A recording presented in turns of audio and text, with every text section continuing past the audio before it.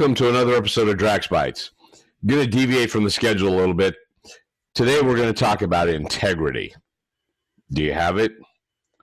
In a recent thread, there was a discussion about a client that wanted to move a date, and a number of people had suggested just tell them that the date is full 2 years into the future and keep the deposit. Unless that's really true, that's not an integrous move. And that's not the way our profession needs to live and operate. After all, you reap what you sow. Would any of us want to be treated that way? Would we want someone to take advantage of us contractually just because they could?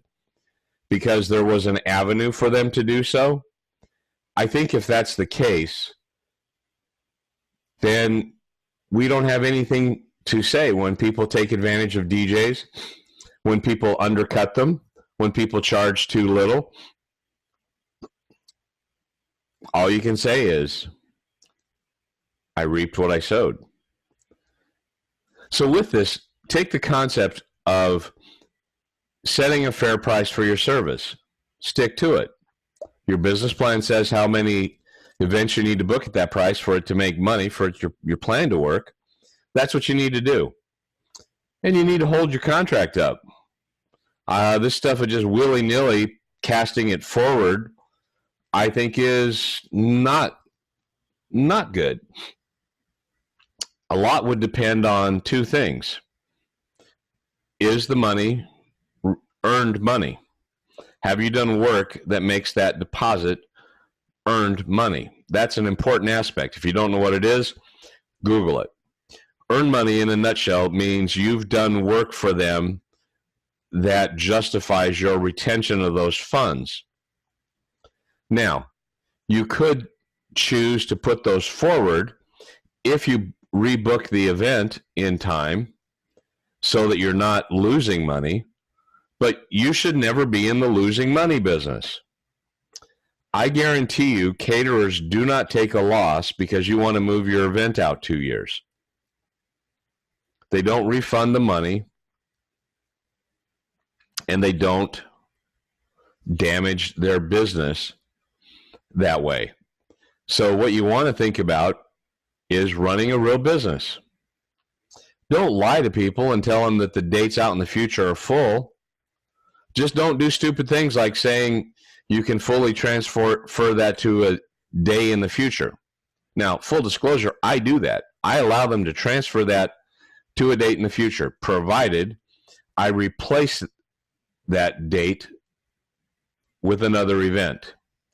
If I can replace that date with another event, I'm happy to cast that forward, because essentially I've mitigated their damages, and they're not causing me damages. They're not causing me a loss. So by mitigating their damages, that money can be moved forward. But guess what, folks? We just don't cast it into the wind and say it's good in the future, pick a date. It's done with that money becomes refunded to them via a new contract. You create a new contract, you keep those funds, and then you issue a refund or a credit to them for that amount of money, good for the future date that's actually on a contract today when that's initiated. That's how you do this. That's the legitimate way to do it. It's the honorable way to do it. It's the honest, upfront way to do it. You don't lie to people and tell them that you're already booked, particularly when it's 2 years in advance. That's just, there's very few people that are fully booked 2 years in advance. And consumers pretty much know it.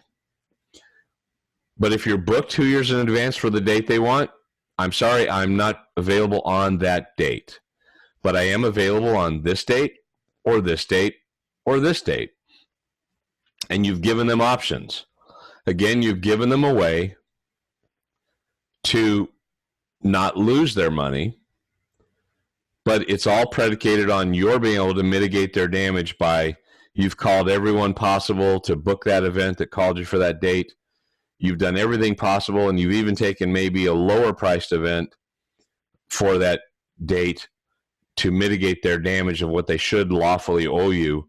if they're canceling within the 60-day window. And that's an important thing. Someone canceling you a year in advance, you can talk about that. But never violate your contract by simply moving money around. Have a well-seasoned paper trail. You kept the money from the contract that was terminated. And in good faith, you gave them a credit on a future date that is booked within a window of time, not 6 or 8 months, but a week or two, to be utilized in the future. And you've done everything possible to mitigate those damages. So, do we understand clearly now? Mitigation of damages means you've got to do everything you can to make it so they don't owe you money. And you do that by trying to call everyone that called you for that date and seeing what you can book and what's available. Now, obviously, on weddings, when you get inside the 60 to 30-day window, it's pretty much non-existent. So you got to look at other types of events. Now, if it's in December, you may still have some availability for a Christmas party. But guess what? I don't know about where you're at. Most Christmas parties here, or holiday parties, they've booked up during the summer, and certainly by August. They're not leaving it slack till way after Halloween. So you got to think about your ability to replace the lost earnings, because that's real money. And if you're running a real business, that's what you do. You're owed that money, and you have a right to it. It's not your fault for whatever their personal hardship is or tragedy.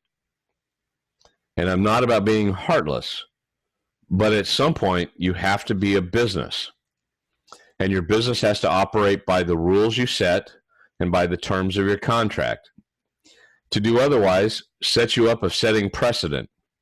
If you move stuff around for someone because you like them, because you like their justification, or God forbid you gave them their money back, you then can be held to the standard in court that you should give it back to everyone, that you don't get the right to determine who gets it back and who doesn't, if they're in the same window of time, the same kind of distance out from the event, and the same period for you to mitigate damage. So, what have we learned? DJs will lie to people to keep their money. Don't be that DJ. Don't be that guy. Don't be that girl. Be honest and have integrity in what you do. Recently, a member of ADJA renewed their membership. Somehow they magically, I don't know how, clicked on it 6 times. I thought I had caught the transaction and terminated it before it cleared or processed. And I was convinced of it. Well, that member contacted me, and lo and behold, nope. Not only did they have $600 and some in overdraft charge or additional purchases, they also had $60 in overdraft fees. Now, I could have said, yeah, you know what? Not my problem. The script didn't do it. You somehow managed to click on it 7 times. And that does happen. People get impatient. Even when you lock it out, it happens really super quick. But the integrous thing to do was to refund the 6 over charges that they didn't want to make, and to refund the $60 in overdraft fees that they incurred as a result of that situation. Now, did I have to? Legally, probably no.